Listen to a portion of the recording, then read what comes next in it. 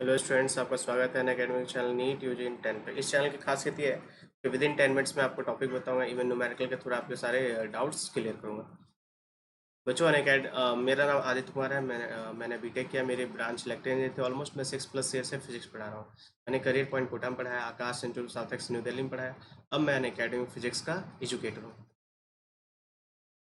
जो इंडिया का largest e learning platform Unacademy, जहाँ पे मिलियंस ऑफ बच्चे जुड़े हुए हैं, तो आप जल्दी से इसको सब्सक्रिप्शन के लिए और यहाँ जल्दी से नीट और जेई की तैयारी शुरू करें। इसके लिए क्या करना है आपको, अनअकैडमी लर्निंग ऐप को पहले तो डाउनलोड करना है, गूगल प्ले स्टोर से इंस्टॉल करना है, गेट सब्सक्रिप्शन पे क्लिक करना है।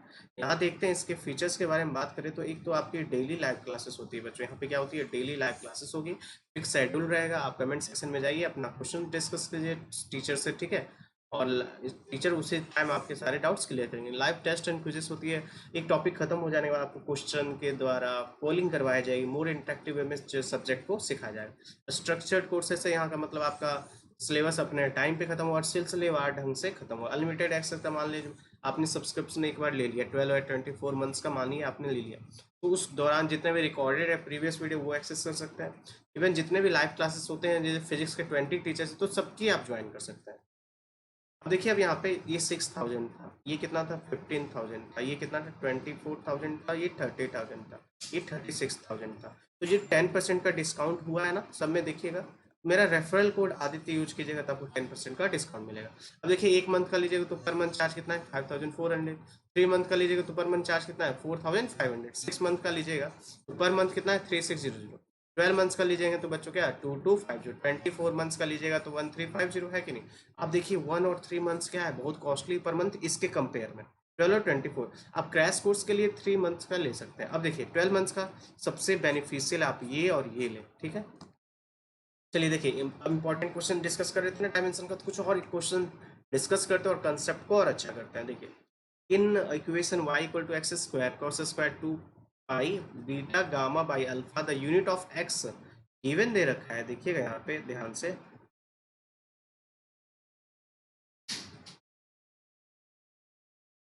यहाँ दे रखा है क्या कि x की जो यूनिट है, x की यूनिट क्या दे रखी है, मीटर। अच्छा, अल्फा की यूनिट क्या दे रखी है बच्चों, सेकेंड का -1। और आपका बीटा का दे रखा है यूनिट कितना, मीटर सेकेंड -1 का पावर -1, ठीक है। द यूनिट्स ऑफ वाई और गामा पूछा है, वाई और गामा। अच्छा बताइए, मैंने क्या बोला था, ये जो कॉस का फंक्शन होता है वो डायमेंशन लेस होता है। इसके अंदर जो भी ये क्वांटिटी ये डायमेंशन लेस होगा ना स्टूडेंट। तो ये डायमेंशन लेस, ये y का डायमेंशन किसके इक्वल हो जाएगा, x का। तो y का यहाँ से डायमेंशन x का कितना था, मीटर। तो y का डायमेंशन कितना आ गया, सॉरी यूनिट y का यूनिट कितना आ जाएगा, मीटर स्क्वायर। चलिए पहला हो गया। दूसरा क्या निकालना है, गामा का। चलिए गामा का निकालना है, तो यहाँ देखिएगा ये लिखा हुआ है जो cos square 2 pi beta gamma by alpha, beta gamma by alpha, है ना, ये लिखा हुआ है, ठीक है। और हमें यहाँ पे अच्छा बताइए, ये जो कॉस का फंक्शन है मैंने बताया था, कॉस साइन जो भी इसके अंदर जो भी रहता है वो डायमेंशनल लेस होता है।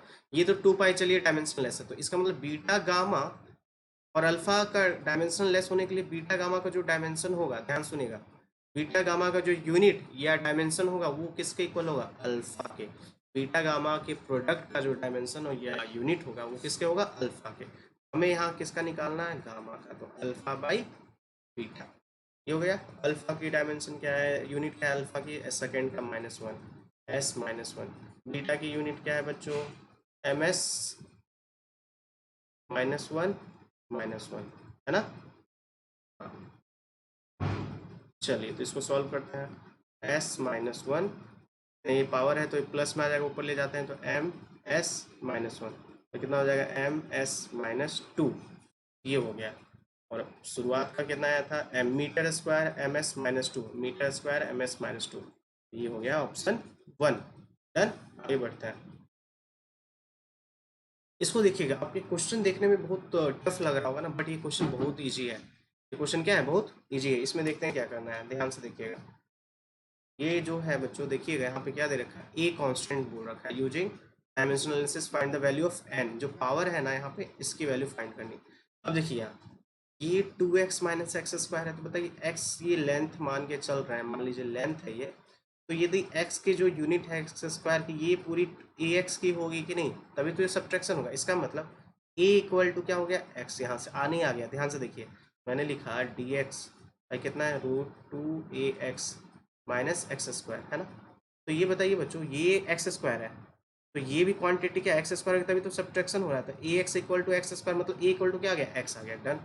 अच्छा अब इसका डायमेंशन देखिए डी एक्स स्मॉल क्वांटिटी, इसका मतलब लेंथ मान के चलिए, तो इसका भी डायमेंशन क्या है, डायमेंशन इसका भी बच्चों क्या है आपका, डायमेंशन इसका भी लेंथ का एल है।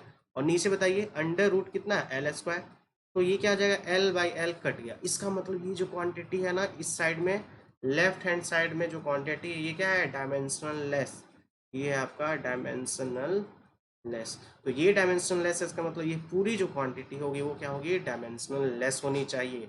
तो देखिए तो बताइए तो जल्दी से, मैंने लिखा sine inverse x minus A by A है, तो ये तो चलिए डायमेंशनल लेस है, तो ये डायमेंशनल लेस होगा। ए का पावर n है, अब ए का पावर n है तो ये डायमेंशनल लेस कब होगा, जब समथिंग का पावर 0 कर देते हैं तब 1 आ जाता है ना। तो ये n क्या है यहाँ पे, n 1 रखिएगा तो फिर तो x आ जाएगा, तो ये डायमेंशनल लेस हो पाएगा क्या, नहीं n का पावर क्या रखेंगे 0, तब ये जाके कांस्टेंट, तो आंसर क्या बी। इजी था कि नहीं क्वेश्चन, क्वेश्चन इजी था। चलिए आगे देखते हैं, बी देखिए question, equation of a stationary wave is इतना, हमें पता है साइन आर्गुमेंट के अंदर जो भी रहता है, मान लीजिए 2π/c/λ है, तो ये डायमेंशनलेस पूरी ओवरऑल क्या होना चाहिए डायमेंशनलेस होना चाहिए। कॉस के अंदर वो भी क्या होना चाहिए dimensionless. Which of the following statement incorrect पूछ रहा है ना, तो चलिए पहला क्या चेक करते हैं, unit of c t is same as lambda. अच्छा देखिए तो साइन का चलिए फंक्शन देखते हैं, साइन 2π/c/t कितना है लैम्डा। अच्छा ये बताइए ये तो 2 पाई है रेडियन, ये डायमेंशनलेस होता है, इसका मतलब इस क्वांटिटी को डायमेंशनलेस होने के लिए सी टी का मल्टीप्लीकेशन का जो डायमेंशन होगा वो लैम्डा का इक्वल होगा, तभी तो कैंसिल आउट हो जाएगा। इसका मतलब सी टी का डायमेंशन किसके लैम्डा, तो ये पहला स्टेटमेंट सही है। एक सेकंड बस, ठीक है दूसरा का देखिए, the unit of x is same as that of lambda, तो यहाँ देखते हैं अब हम कॉस 2π/x/λ है, ठीक है। तो यहाँ देखिए बच्चों ये 2 पाई क्या है, यहाँ पे फिर से ये 2 पाई क्या है आपका, यहाँ पे 2 पाई आपका डायमेंशन लेस है ना, तो x और लैम्डा का डायमेंशन क्या होना चाहिए सेम, तो ये दूसरा भी सही है।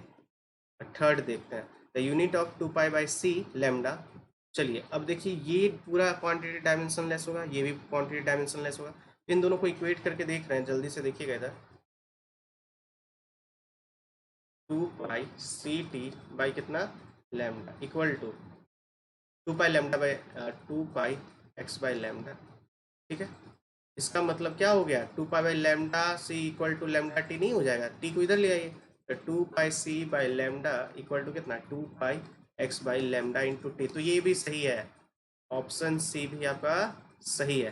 तो ये फोर्थ क्या है गलत होगा ऑब्वियस है, तो इसको चेक कर लेते हैं कि अब गलत है कि नहीं। चलिए तो बताइए यही इक्वेशन को बताइए, तो हम 2 पाई जो डायमेंशन लेस है तो c t by lambda equal to होना चाहिए क्या x/λ ना, तो t यहाँ पे मिसिंग है, ध्यान देखिए ना t मिसिंग है, यहाँ पे t होना चाहिए, ये ऑप्शन ये क्या है ये गलत, तो आंसर क्या होगा आपका फोर्थ आंसर है, ठीक है। तो बच्चों क्या कीजिए वीडियो को लाइक कीजिए, चैनल को सब्सक्राइब कीजिए, बेल आइकन को हिट कीजिए, ठीक है। और मेरा रेफरल कोड याद रखिए जाती है ताकि आप इसको यूज कर सकें। और बच्चों यहाँ पे जो मेरा रेफरल कोड था आदित्य, चैनल को सब्सक्राइब कीजिएगा अच्छे से और बेल आइकन को हिट कीजिए ताकि नोटिफिकेशन मिलता रहे, ठीक है। हम इसको कंटिन्यू रखेंगे, रेफरल कोड आदित्य याद रखिए, कोर्सेज जल्दी से जल्दी लीजिए क्योंकि आपके पास टाइम कम है अगले नीट होने वाले में, ठीक है। थैंक यू बच्चों।